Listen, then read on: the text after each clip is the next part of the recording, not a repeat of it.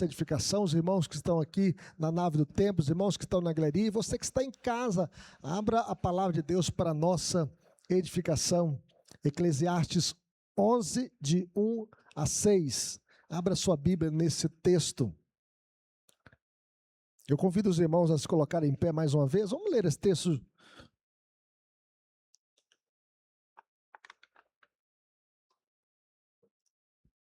Juntos. Eclesiastes capítulo 11, de 1 a 6, diz assim: lança o teu pão sobre as águas, porque depois de muitos dias o acharás. Reparte com 7 e ainda com 8, porque não sabes que mal sobrevirá à terra. Estando as nuvens cheias, derramam aguaceiro sobre a terra. Caindo a árvore para o sul ou para o norte, no lugar em que cair, aí ficará. Quem somente observa o vento nunca semeará, e o que olha para as nuvens nunca cegará. Assim como tu não sabes qual o caminho do vento, nem como se formam os ossos no ventre da mulher grávida, assim também não sabes as obras de Deus, que faz todas as coisas. Verso 6, todos juntos? Semeia pela manhã a tua semente, e à tarde não repouse a mão, porque não sabes qual prosperará, se esta, se aquela, ou se ambas igualmente serão boas. Que Deus nos abençoe. Vamos falar com Deus. Pai querido, nós estamos aqui diante da tua palavra, Senhor, e nós queremos, ó Deus, semear pela fé. Ajuda-nos, ó Deus, a sermos semeadores no teu reino, semeando a boa mensagem do Evangelho, que transforma o mais vil pecador. Usa a nossa vida, Senhor, que possamos ter sempre a perseverança, a constância espiritual, e que possamos cumprir a nossa missão em todas as áreas da vida, na família, na igreja, ó Deus, na sociedade, no mundo, Senhor. Que possamos cumprir a nossa missão de levar o Evangelho até os confins da terra. Usa a nossa vida, Senhor, como boca do Senhor, como instrumento da Tua graça. Fale conosco, ó Deus. Nós precisamos da iluminação do Teu Santo Espírito para que possamos entender a Tua palavra e aplicá-la na nossa vida, no nome de Jesus. Amém. Poderia sentar, meus irmãos. Há algo que todo cristão sincero já pensou uma vez. Será que aquilo que faço para Deus realmente faz diferença? Oramos por alguém durante anos e a pessoa continua endurecida. Eu conhecia a história da minha tia. Ela orou 50 anos pelo seu esposo para que ele se convertesse. E ela morreu e não viu ele convertido. Mas depois que ela morreu, ele se converteu. Quando oramos por alguém durante anos e a pessoa continua endurecida. Evangelizamos um vizinho e nada acontece. Ensinamos nossos filhos na palavra e não vemos fruto imediato. Quantos pais educaram os seus filhos e os seus filhos ainda não se converteram? Ajudamos alguém necessitado e a vida dele parece não mudar. A sensação é simples, meus irmãos, nunca sabemos se está funcionando. E isso pode produzir duas reações perigosas. Primeiro, o desânimo. Nós ficamos desanimados, nós queremos recuar, queremos parar de evangelizar ou de orar. Ou a paralisia espiritual, quando nós deixamos de cumprir o nosso dever, ficamos paralisados. O coração começa a dizer, talvez não adianta tentar tanto. Talvez não vale o esforço. Talvez nada vá acontecer. Mas Eclesiastes 11 é justamente o texto que Deus nos deu para combater esse pensamento do desânimo, da paralisia. O pregador olha para a incerteza da vida e chega a uma conclusão surpreendente. A incerteza não deve nos impedir de agir, mas deve nos levar a agir pela fé, a caminhar pela fé, a andar pela fé. Nós não andamos por vista, nós andamos por fé, segundo a Bíblia. E a grande ideia do texto é que a incerteza da vida não deve nos paralisar, mas nos levar a semear com fé e confiar os resultados a Deus. O texto mostra 3 razões pelas quais o crente deve semear pela fé. Primeiro, nós devemos agir mesmo sem garantias. Veja o que diz o verso 1 e 2. Vamos ler? Vai aparecer aí na tela, para você que está em casa e para você que está aqui na igreja, no telão. Vamos ler comigo? Lança o teu pão sobre as águas, porque mesmo depois de muitos dias o acharás. Reparte com 7 e ainda com 8, porque não sabes que mal sobrevirá à terra. Veja que a imagem é estranha, né? Lançar o pão sobre as águas, você vai amolecer, depois vai ficar nojento, né? Lançar o pão sobre as águas. Jogar o pão sobre as águas parece desperdício, né? Parece que você está pescando, aí para atrair os preços, você joga um pedacinho de pão nas águas, né? Mas a ideia aqui, meus irmãos, não é de desperdício, é de investimento arriscado. Provavelmente o texto descreve o comércio marítimo antigo. Os navios transportavam os produtos de uma nação para outra.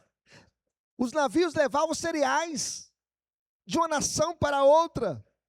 E ia adiante sem saber se resultará em bons negócios, em ser tomado por piratas ou naufrágio. Já pensou? Quantos naufrágios já aconteceram na história da humanidade? Quantos piratas também já invadiram navios para tomar aquela mercadoria? Então, um comerciante, ele enviava os seus produtos em navios e ficava meses, às vezes anos, sem qualquer retorno. E naquele tempo não havia rastreamento, telefone, seguro marítimo. Era uma viagem arriscada. Ele apenas esperava, ele não tinha controle sobre a navegação, ele tinha apenas confiança. Confiança que essa mercadoria ia chegar tão longe. Por isso, lança o teu pão sobre as águas. Então, os navios de Salomão, pensando aqui em Salomão, que escreveu Eclesiastes, baseados em Tarsis, eles trouxeram de volta de suas viagens ouro, prata, madeira, e às vezes a demora era de 3 anos, 3 anos sem saber notícia, até que aquele navio chegasse ao seu destino. Então era arriscado, o resultado demorava, mas valia a pena. Sem risco, meus irmãos, não há ganho. Viver é correr risco, todos nós corremos risco. Você não sabe se você sai de casa, vai chegar ao seu destino, ou se vai voltar para casa. Viver é correr risco. E Salomão está ensinando aqui que a vida com Deus funciona assim. A fé não é passividade. A fé é investimento. É tempo investido no reino de Deus. É discipulado, é escola dominical, são missões, é evangelismo. Palavras investidas no reino, recursos investidos no reino. Nós usamos os recursos que nós temos dos dízimos e ofertas, é para investir no reino de Deus. Você não vê imediatamente o retorno, mas Deus vê. Aquilo que nós não enxergamos, Deus vê. É aquela semente que a gente planta ali na praça, numa pregação ao ar livre, na escola dominical, no culto. E só Deus pode fazer essa semente crescer. Martinho Lutero diz o seguinte: faça o bem enquanto puder e deixe os resultados nas mãos de Deus. Então nós devemos cumprir a nossa missão, meus irmãos, confiados no Senhor. É Deus quem pode fazer prosperar essa semente lançada, esse pão lançado sobre as águas. E ao incentivar aqui o investimento, Salomão não está defendendo a imprudência. Veja o que o verso 2 ensina. Vai aparecer aí na tela o verso 2. Vamos ler comigo?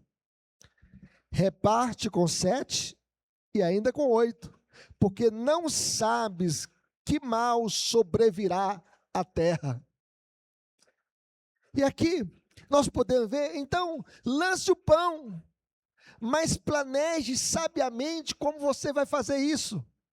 No mundo financeiro, isso seria chamado diversificar os investimentos. É você não apostar todas as suas fichas em apenas um investimento, mas diversificar. O empreendedor, ele precisa diversificar os seus investimentos. E uma das razões para adotar essa estratégia é que não sabes que mal sobrevirá à terra. Vamos pensar o seguinte, até pouco tempo atrás, a Ucrânia era um país próspero. Nós temos ali missionários naquela terra, e hoje tem mais de 3 anos de guerra. As guerras podem acontecer, pestes. Há pouco tempo atrás, nós passamos por uma pandemia, onde fechou tudo. Escolas, shopping centers, pessoas perderam emprego, pessoas ficaram em profunda depressão, pensando, o que acontecerá comigo no meio dessa pandemia? Então nós podemos, fome, colapso financeiro. Eu fico pensando em algumas pessoas que investiram no Banco Master, apostaram todas as suas fichas ali, os seus milhões, e não tem total segurança. Então, hoje nós diríamos o seguinte, meus irmãos, não ponha todos os ovos na mesma cesta. Em outras palavras, não dependa de uma única coisa, se ela falhar, você perderá tudo. Ousadia e prudência, esse é o caminho apontado aqui por Salomão. Nós devemos ter ousadia, mas também prudência.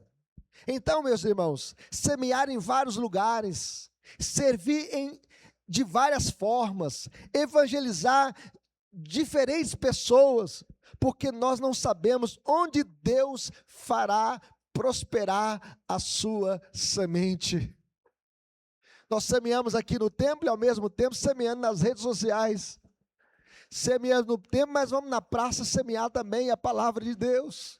Semeamos aqui em Lindé, mas semeamos também lá no Cascata. Semeamos no Cascata, mas semeamos também lá em Carmópolis de Minas. E assim nós devemos semear a palavra de Deus em todo lugar, porque só Deus sabe onde essa semente vai prosperar. Quando você evangeliza alguém,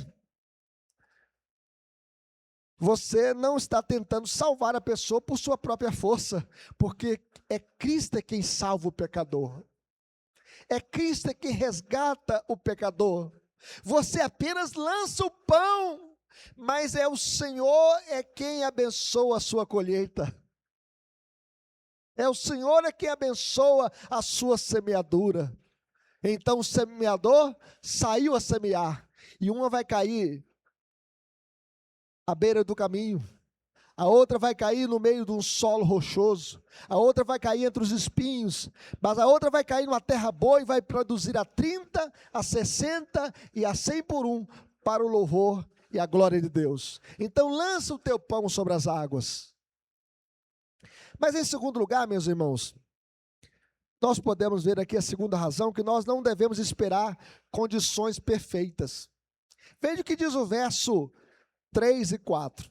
Olha, parece que foi providencial a chuva cair, né? O texto fala assim, estando as nuvens cheias, derramaram aguaceiro sobre a terra.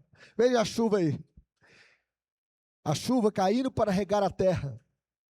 A chuva caindo para limpar a terra de suas sujeiras. Caindo a árvore para o sul, para o norte, no lugar em que caía e ficará. Quem somente observa o vento nunca semeará, e o que olha para as nuvens nunca cegará. Então aqui parece, meus irmãos, aqui aparece o quê? O agricultor paralisado, inerte, que fica observando o tempo e não faz nada. Que fica olhando para as nuvens e não colhe a sua plantação. Então, sempre esperando o que ele não controla, em vez de fazer o que ele pode fazer. Então, esse agricultor aqui paralisado, ele fica vendo, analisando, vento demais, não vou semear, vai dar tempestade, chuva demais, Ah, vai inundar a minha plantação.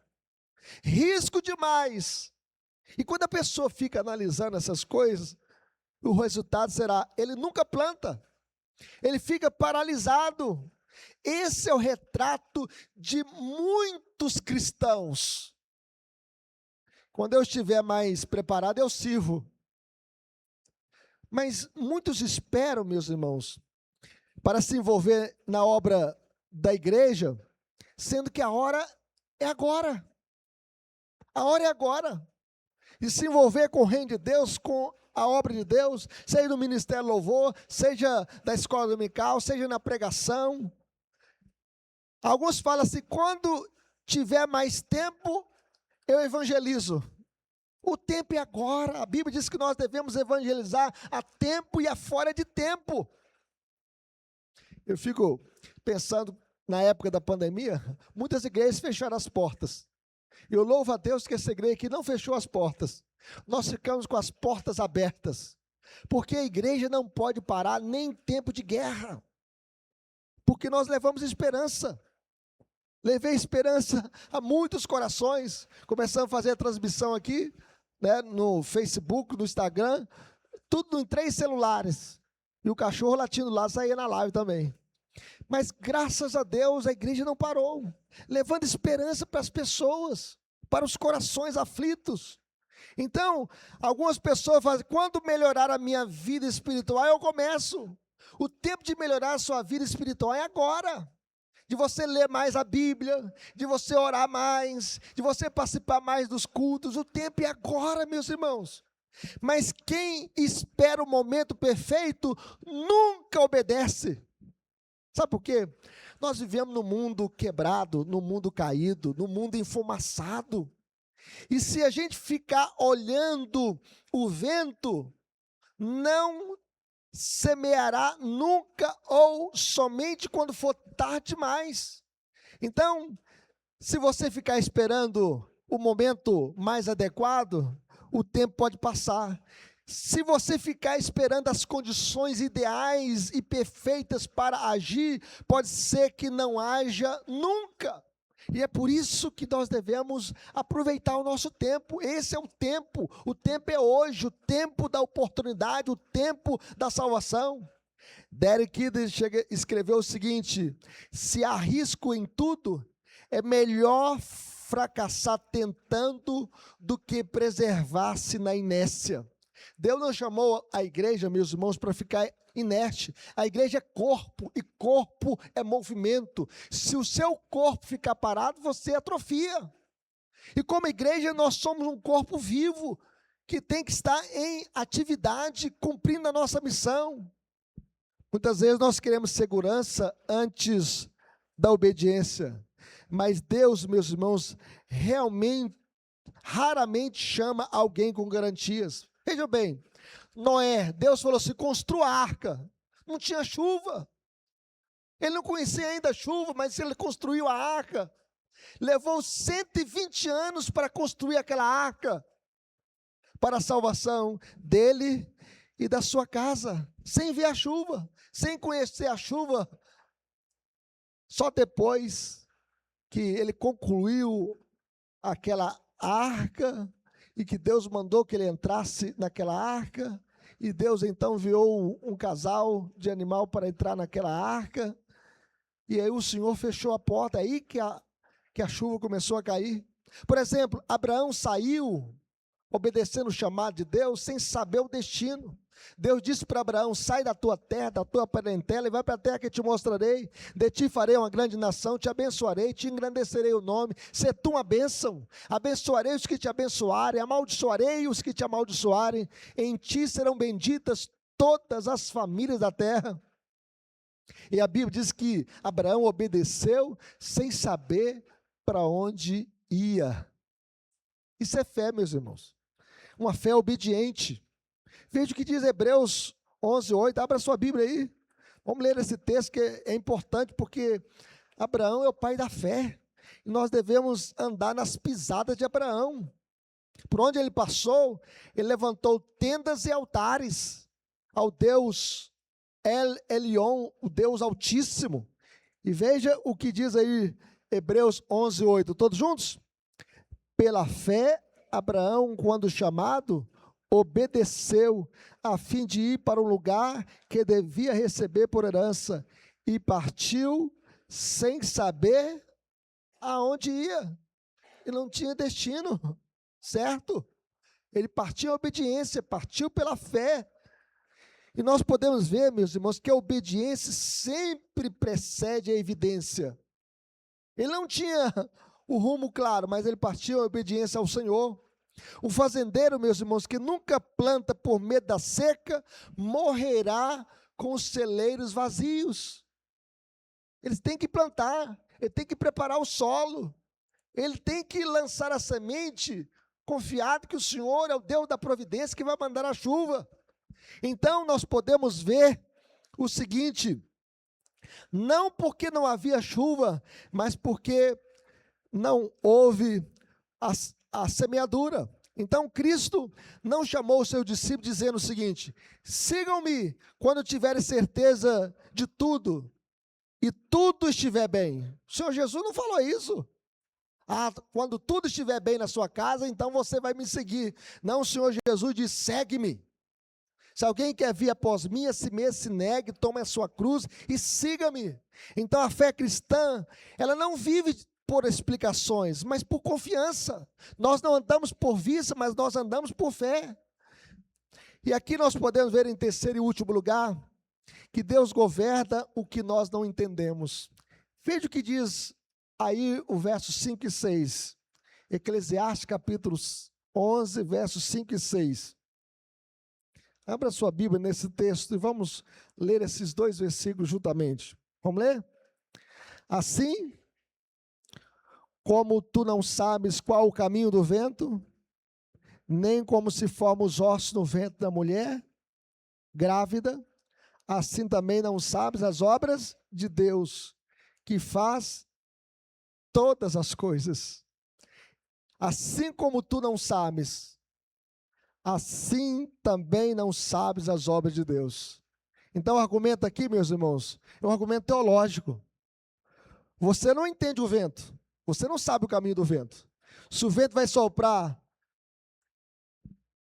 para o norte, para o sul, para o leste e oeste, você não sabe o caminho do vento.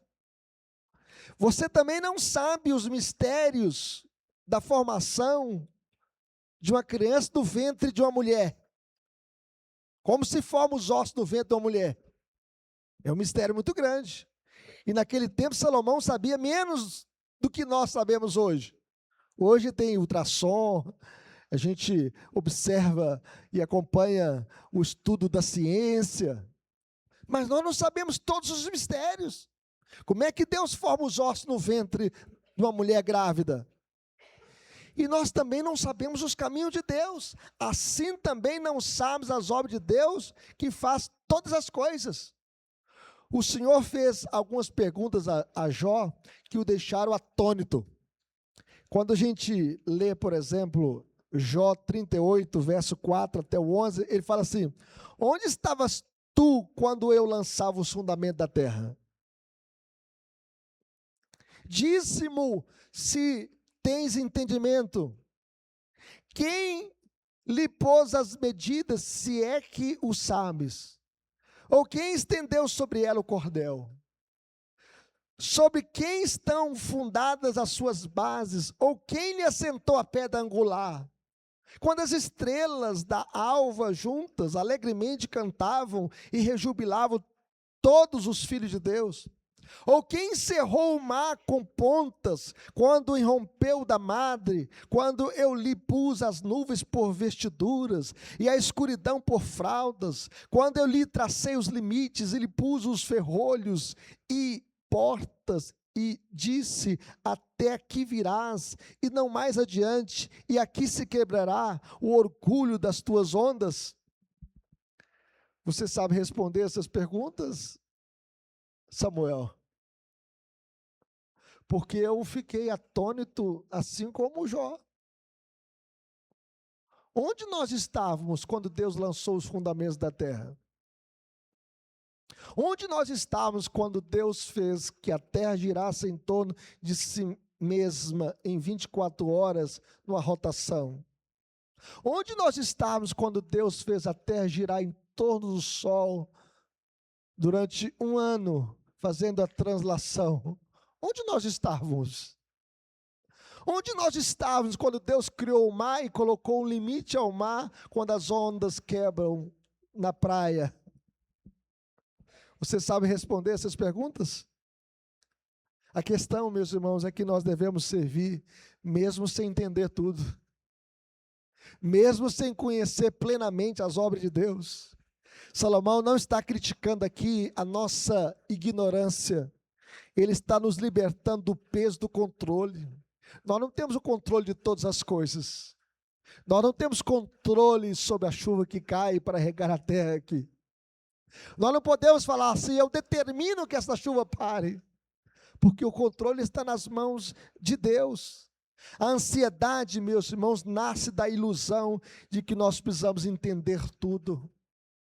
Mas a Bíblia diz o seguinte: você não precisa entender a providência de Deus, mas você deve confiar no Deus da providência. Confie no Deus da providência. Confie que as mãos de Deus estão sobre a sua família. Confie que as mãos de Deus estão sobre a sua vida para te sustentar. Aos seus amados Ele o dá enquanto dormem. Como diz o salmista, fui moço e já agora sou velho, porém jamais vi o justo desamparado e a sua descendência mendigar o pão.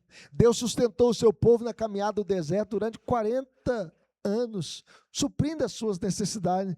E esse Deus continua conosco, meus irmãos, nos suprindo, nos sustentando. Então Jesus, ele usou a mesma figura aqui do vento. O vento sopra onde quer, ouve a sua voz, não sabe de onde vem nem para onde vai, assim é todo que é nascido do Espírito. Você não controla o novo nascimento, é Deus é quem pode gerar nova vida, é Deus é quem pode transformar corações, é Deus é quem pode tirar o coração de pedra e colocar um coração de carne habitado pelo Espírito Santo. Você não controla a conversão, é Deus é quem converte pecadores, foi Deus é quem mudou o seu coração. Você não controla o fruto, é Deus é quem controla o fruto, você apenas semeia. Por isso o verso 6 diz assim, vamos ler o verso 6? O que diz o verso 6? Semeia pela manhã a tua semente, e à tarde não repouse a mão, porque não sabes qual prosperará, se esta, se aquela, ou se ambas igualmente serão boas. Então a nossa missão, meus irmãos, é semear. E a missão de Deus, a obra de Deus, é fazer essa semente germinar. Só Deus pode fazê-la germinar. Então semeia pela manhã e à tarde, não repousa a mão. Ou seja, seja perseverante. O cristão deve insistir, persistir e jamais desistir. Semeia pela manhã e pela tarde, isso significa constância espiritual. Nós não podemos desanimar na nossa missão, porque Deus pode fazer essa semente germinar. Então não viva de momentos espirituais ocasionais, não viva desses momentos apenas, viva de fidelidade diária, confiando no Senhor, cumprindo a sua missão, semeando a palavra de Deus. Philip Ryken, ele conta a história da conversão de um homem chamado Luke Short, que ocorreu aos 103 anos, por causa de um sermão que ele ouviu 85 anos antes. Ele viveu mais 3 anos apenas. Ele morreu com 106 anos. Então escreveram na sua lápide: aqui jaz um bebê na graça, de 3 anos apenas, que morreu segundo a natureza, aos 106 anos de idade.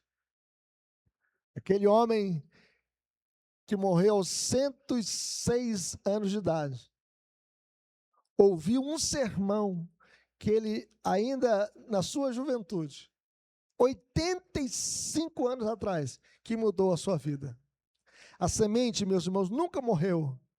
Ela apenas esperou o tempo de Deus para frutificar. A semente que a minha tia plantou no coração do seu marido, ela não viu germinar. Mas depois da sua morte, tio Manuel Pinto se converteu e entregou a sua vida ao Senhor Jesus. Depois da sua morte, ela orou 50 anos pelo seu marido. E Deus mudou a história dele, a vida dele, depois da sua morte. Meus irmãos, Jesus é a maior ilustração desse texto para nós. Ele parecia fracassar. Ele foi rejeitado pelo seu povo, ele veio para o que era seu e os seus não receberam. Ele foi traído por Judas Iscariotes por causa de 30 moedas de prata. Ele foi crucificado, ele morreu a pior morte, a morte de cruz. Quando todos diziam, crucificam, crucificam. E ele dizia, Pai, perdoa-lhes porque não sabem o que fazem. Mas Jesus disse, em verdade vos digo, se o grão de trigo caindo na terra não morrer, fica ele só, mas se morrer, produz muito fruto. E nós somos frutos, meus irmãos, desta obra magnífica de Jesus na cruz. A cruz que parecia perda. Paulo diz que a mensagem da cruz é loucura para os que se perdem, mas para nós que somos salvos é poder de Deus. No entanto, aquilo que parecia perda era a maior semeadura da terra. Jesus morreu por causa do seu povo, para derramar o seu sangue, para salvar a sua igreja, que foi comprada pelo seu sangue. E ele comprou gente de todas as nações, tribos, povos e línguas. Por isso nós devemos pregar esse evangelho, porque Deus tem os seus eleitos em todas as nações da terra, e a Bíblia diz que importa, né, salvar os que creem pela loucura da pregação. Então nós devemos pregar o evangelho. A nossa salvação, meus irmãos, é a colheita da morte de Jesus. É o penoso fruto do seu trabalho, do trabalho da sua obra salvífica na cruz do Calvário, derramando o seu sangue para nos purificar de todos os nossos pecados. Conclusão, Eclesiastes 11 aqui não é sobre agricultura, é sobre a vida cristã ativa em um mundo incerto.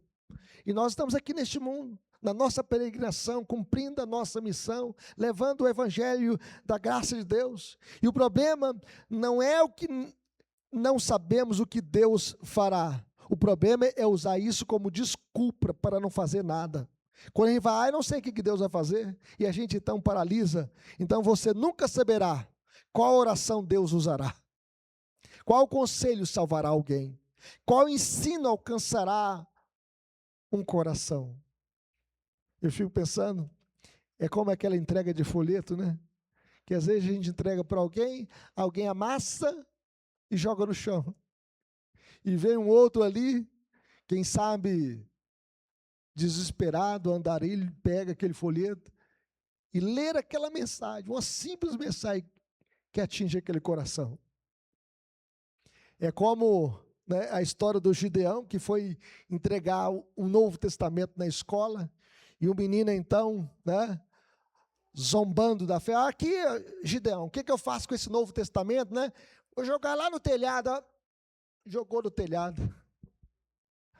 Aí tinha um homem lá, triste da vida, né?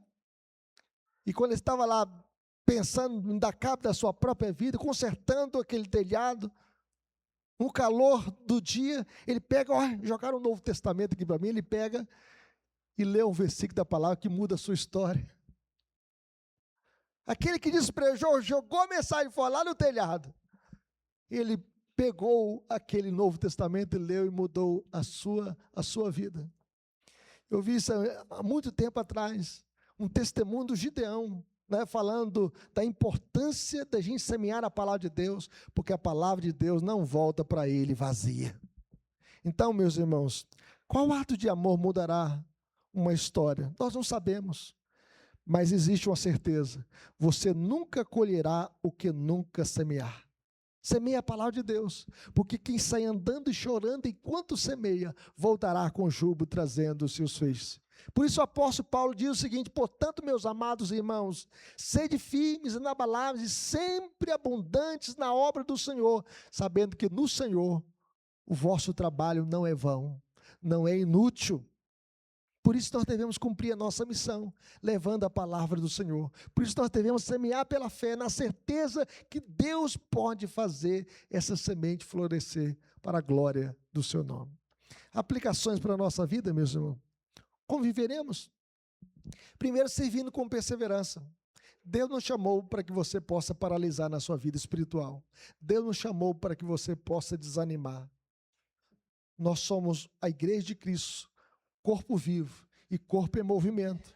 Então, mesmo sem ver resultados imediatos, nós continuaremos orando, ensinando, evangelizando, entregando folhetos, abrindo novas congregações, indo para as praças, indo de casa em casa, levando a palavra do Senhor e pedindo ao Senhor que possa fazer germinar essa semente semeada nos corações.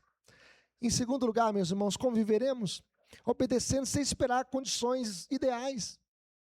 Se a gente for esperar condições ideais, a gente não realiza nada para Deus. E a gente fica então olhando para o vento, olhando para o clima, olhando para a tempestade, em vez de olhar para aquele que governa todas as coisas. Então nós não aguardaremos segurança perfeita para obedecer. A obediência virá antes da certeza.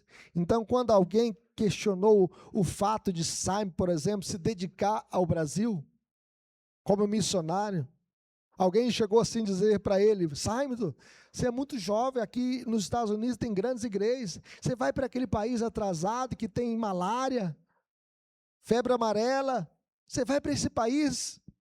E ele então respondeu: a única segurança está na submissão aos propósitos divinos. Sob a direção de Deus, o lugar de perigo é o lugar de segurança, e sem a sua presença, nenhum abrigo é seguro.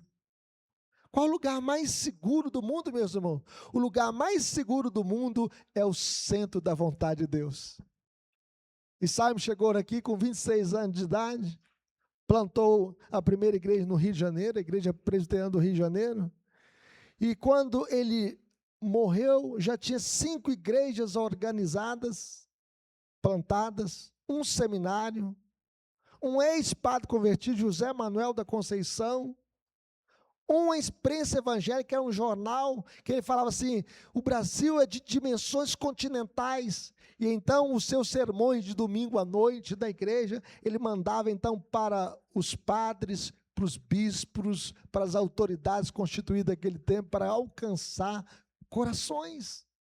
Nós devemos obedecer, meus irmãos, porque este é o lugar mais seguro do mundo. Mas, em terceiro lugar, conviveremos, entregamos resultados a Cristo. Confie que a obra que você está fazendo em Cristo, a semeadura que você está fazendo, Deus é quem faz florescer. Faremos o trabalho, Deus fará a colheita. Porque no fim, meus irmãos, a obra não é nossa. Nós semeamos. Nós semeamos de manhã à tarde. Mas é o Espírito Santo que regenera. É o Espírito Santo que sopra essa palavra no coração. É o Pai que dá crescimento. E é Cristo que recebe a glória.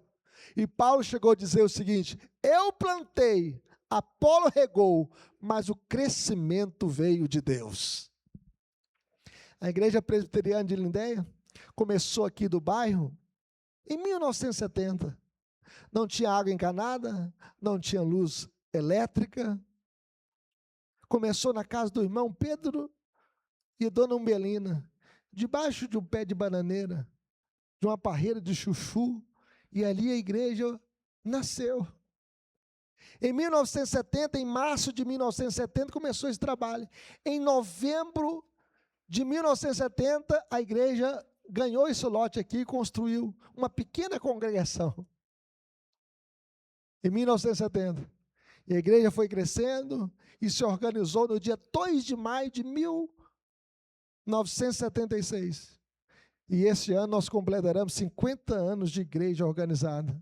E como igreja, essa igreja já plantou outras igrejas em Oliveiras, aqui em Duval de Barros, temos a congregação do Cascata, agora a plantação de uma nova igreja em Carmópolis de Minas, e assim a igreja vai crescendo e florescendo para a glória de Deus.